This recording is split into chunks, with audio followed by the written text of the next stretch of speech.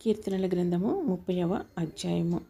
యెహోవా, నా శత్రువులను నా విషయమై సంతోషింపనీయక నీవు నన్ను ఉద్ధరించి ఉన్నావు. అందుకై నేను నిన్ను కొనియాడుచున్నాను. యెహోవా నా దేవా, నేను నీకు మొరపెట్టగా నీవు నన్ను స్వస్థపరిచితివి. యెహోవా, పాతాళంలో నుండి నా ప్రాణమును లేవదీసితివి. నేను గోతిలోనికి దిగకుండా నీవు నన్ను బ్రతికించితివి. యెహోవా భక్తులారా, ఆయనను కీర్తించుడి. ఆయన పరిశుద్ధమైన జ్ఞాపకార్థ నామమును బట్టి ఆయన్ని స్తుతించుడి. ఆయన కోపము నిమిషమాత్రముండును, ఆయన దయ ఆయుష్కాలమంతయు నిలుచును. సాయంకాలమున ఏడ్పు వచ్చి రాత్రి ఎండినను, ఉదయమున సంతోషము కలుగును. నేనెన్నడను కదలనని నా క్షేమకాలమున అనుకుంటుని. యెహోవా, దయ కలిగి నీవే నా పర్వతమును స్థిరపరిచితివి. నీ ముఖమును నీవు దాచుకున్నప్పుడు నేను కలత చెందితిని. యెహోవా, నీకే మొరపెట్టితిని, నా ప్రభువును బతిమాలుకొంటిని.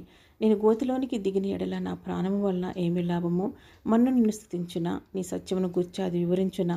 యెహోవా, ఆలకింపుము, నన్ను కరుణింపుము. యెహోవా, నాకు సహాయుడవై ఉండుము. నా ప్రాణము మౌనముగా నుండక నిన్ను కీర్తించినట్లు నా అంగలార్పును నీవు నాట్యముగా మార్చియున్నావు. నీవు నా గోనిపట్ట విడిపించి సంతోష వస్త్రము నన్ను ధరింపచేసి ఉన్నావు. యెహోవా నా దేవా, నిత్యము నేను నిన్ను స్తుతించెదను.